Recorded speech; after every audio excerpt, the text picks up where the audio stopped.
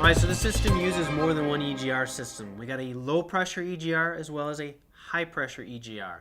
So as you can see, I've got one EGR system that's connected directly to the exhaust manifold, feeding exhaust gas right back into the intake.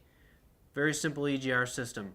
We also got a second EGR system which is piped in between our exhaust after treatment components, feeding EGR back into the fresh air intake before the turbocharger. So when we look at the difference between the two here, we got what they call a high pressure EGR and a low pressure EGR. So the high pressure EGR is connected right off the exhaust manifold, feeding exhaust gases back into the intake.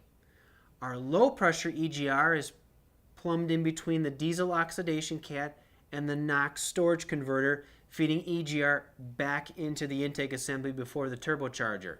Now we also utilize an EGR cooler to help pull heat out of that hot exhaust to let the EGR help cool the intake air charge.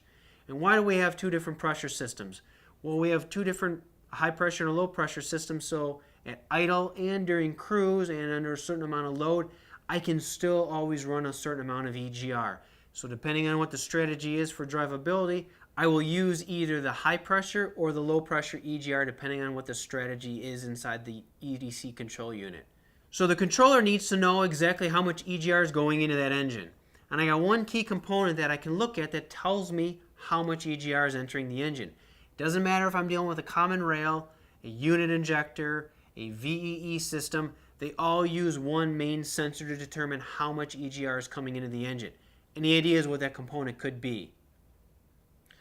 Why are we going to use our air mass meter? Why are we using the air mass meter? Well, it's real simple. The engine is a fixed displacement engine. So if it's a 2-liter engine sitting along at idle, the controller knows how much air that engine should be ingesting.